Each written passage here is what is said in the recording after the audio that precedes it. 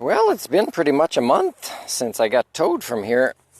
It's called Fort Fraser here. It says it's 234 kilometers to Smithers. It's already a 50-kilometer sign. I was coming back from the gas station there to want to give $2 to the... I think she's from Ethiopia, the lady that let me borrow her phone. And it was at the end of her shift. Like a lot of people, it probably has unlimited calls, but it's the end of her shift, right? She does a nighttime shift, and she wasn't there. Didn't want to leave the money with somebody else. As I'm coming back, there's like a tractor trailer passing a tractor, you know, like a farm tractor kind of thing, like in the middle, and keeping the same speed as both. That I have to suddenly kind of shift and kind of stop, and still the truck does nothing different. Doesn't even have the four-way flashers on. And just kind of goes really close to me. And that's the redneckism of here. I noticed this redneckism just being stopped here, although the First Nations guy who was doing security at night with his car and came to talk to me was really nice. So my vehicle was there. Okay, and there's a limit of how much I could shift without, passing the white line, really. In a zone where, it might be construction, but it was nighttime with already crazy people doing stuff.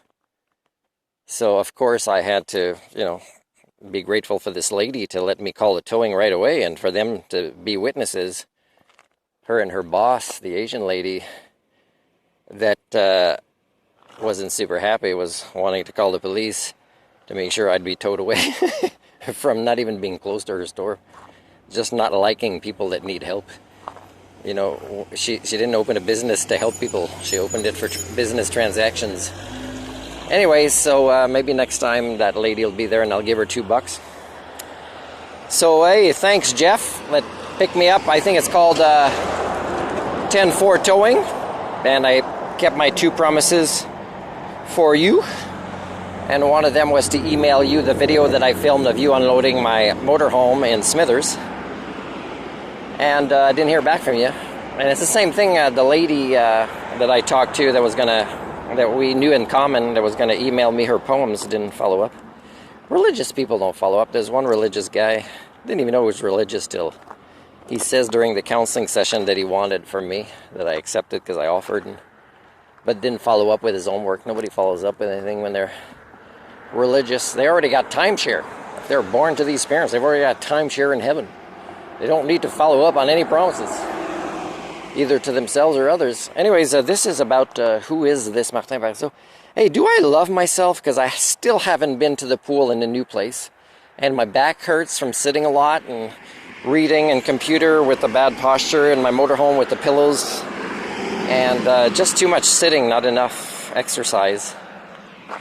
And I've been fixing up a bicycle that I hope I can keep after I fixed it, like what the discussion was. But I've had people kind of say I'm going to keep it after I fix it. I've had that happen to me before. I don't know. I think people want to use language not to keep their word sometimes, but to know how to trick people into thinking they know how to keep their word.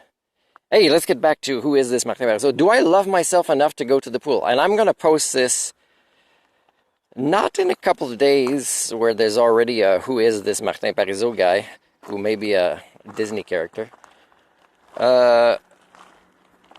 I'm going to post this one here on the 16th of July, I think. And, people still will always prefer to make assumptions about who I am. I'm posting a lot of information in French and English about who I am. And, so I'm thinking maybe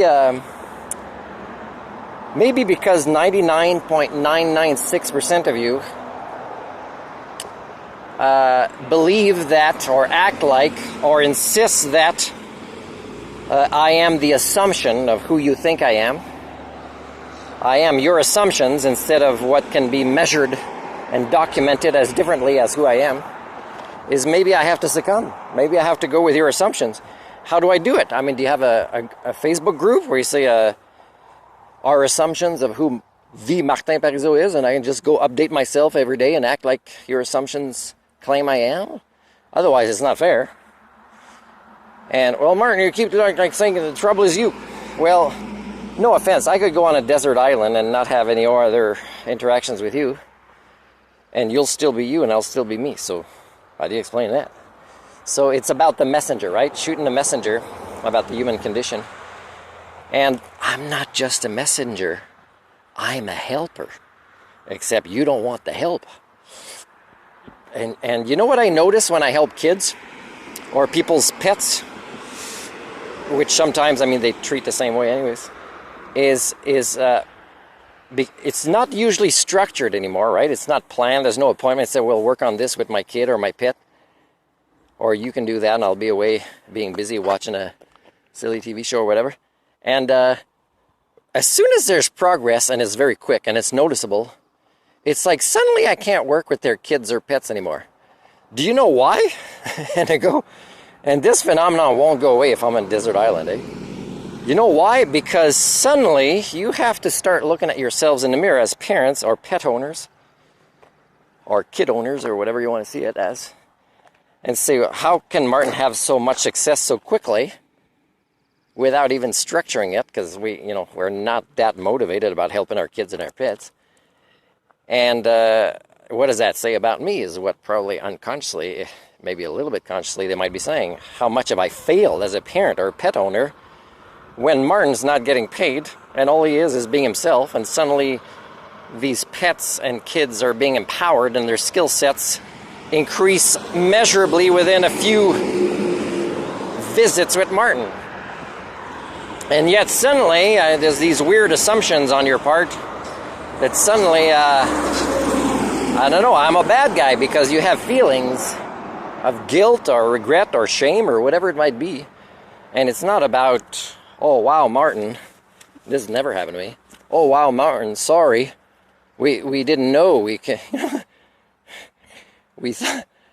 thought maybe you were kidding as a Disney character and maybe you have no credentials or whatever, or that you would never demonstrate what you claim. We assumed you were just like us and selling an image, and now we see you're doing so great with our kids. Let's structure more time and let's have you explain how you're doing it so we can continue and enforce this at home. Yeah, that's never happened. And I'm still the Martin Parizeau, and you're still Mr. and Mrs. Homo Communion.